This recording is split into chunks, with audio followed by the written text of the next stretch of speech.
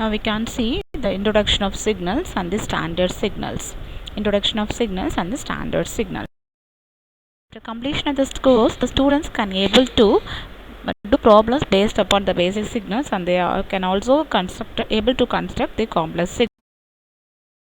Here, what is meant by signal? Signal, it is one that carries information and is defined as the physical quantity that varies with one or more independent variable.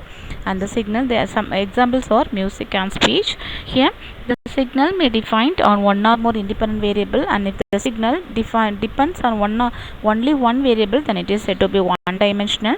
For example, AC power signal, speech signal, and ECG signal are some of the examples.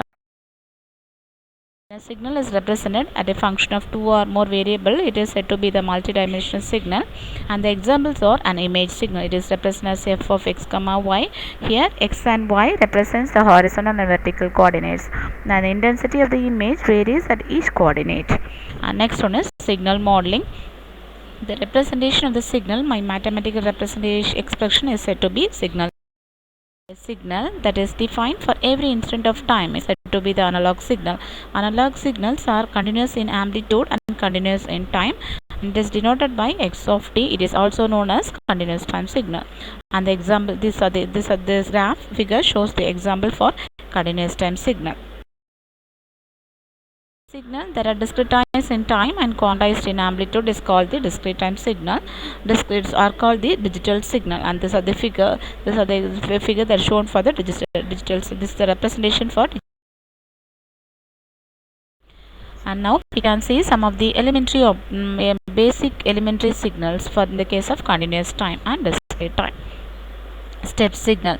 In the case of continuous time, the unit step function is defined as u of t equal to 1 for t greater than 1 for t greater than or equal to 0 and 0 for t less than 0. And this is the representation for this u of t in the case of continuous time. And in next one is for the discrete time signal, the unit step signal is defined as u of n equal to 1 for n greater than or equal to 0 and 0 for n less than 0. And this is the representation signal. The unit ramp signal is defined as r of t equal to t for t greater than or equal to 0 and 0 for t less than 0. And this is the representation for this unit ramp signal. And next one is discrete time signal. The discrete time signal is defined in the case of unit ramp signal, it is defined as r of n equal to n for n greater than or equal to 0 and 0 for n less than 0. And this is the representation in the case of discrete time signal. And the unit parabolic signal is defined as x of t equal to t square by 2 for t greater than or equal to 0 and 0 for t less than 0. And here by substituting different values for t, we are getting the parabolic signal.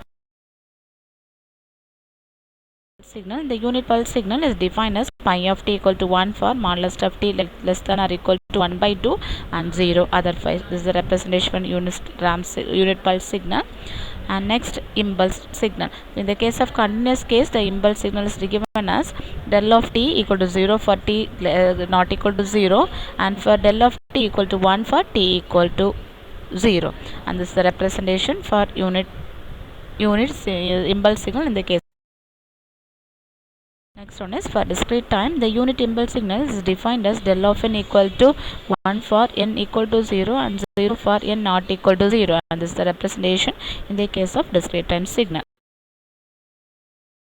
For continuous time signal, the cosinusoidal signal is defined as x of t equal to a cos omega t plus phi, and the sine signal is defined as x of t equal to a sin omega t plus phi, where omega equal to 2 pi f, which is equal to 2 pi into 1 by t, and omega is the angular frequency in radian per second, and f is the frequency in cycles per seconds or hertz, and a is the amplitude, and t is the time period in seconds, and phi is the phase angle in radian.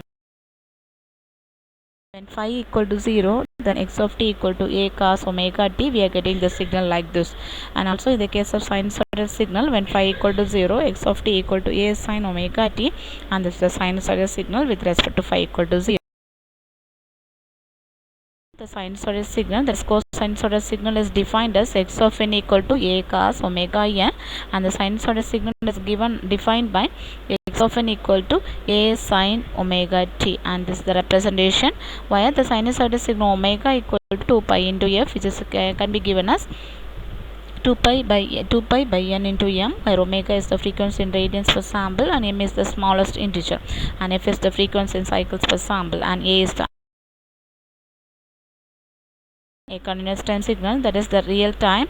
When the signal is represented by using real exponential signal, it is defined as x of t equal to a into e power at, where a is the amplitude, and depending upon the value of a, we get DC signal or growing exponential signal or decaying signal.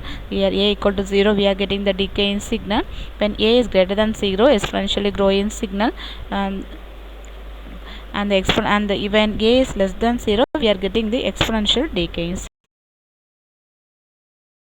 signal. For the discrete time signal, real exponential signal is defined as x of n equal to a power n for n greater than or equal to 0, and this is for here, this is in the two cases when we are that is the if a lies in between 0 to 1, we are getting the discrete decreasing exponential signal, and if a is greater than 1, we are getting the increasing exponential signal. Between -1 to 1 0, we are getting the decaying exponential signal that take alternate sign. And also if a equal to -1, we are getting the growing exponential signal that also takes exponential continuous time signal. In the case of complex exponential signal, it is defined as x of t equal to a into e power st, where a is the amplitude and s is the complex variable, and s equal to sigma plus j omega. Here we are substituting x of t equal to a into e power st. If substituting s equal to e power sigma plus j omega, we are getting the value as this. So here we are just substituting the Euler's formula, that is cos omega t plus j sin omega t. In this case, when sigma equal to positive, then we are getting the value of x of t equal to a e power sigma t into cos omega t plus j sin omega t, and these are the two waveform while we are getting for in the case, that is if we are representing this real time and real and exponential signal, we are getting this signal, that is a exponentially growing cosinusoidal signal and exponential growing sinusoidal signals.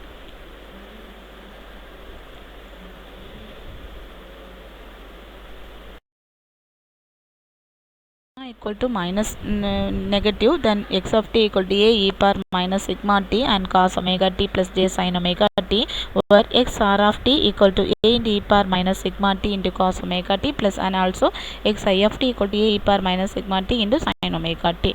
Here we are getting the exponential decaying cosinusoidal signal and exponential decaying sinusoidal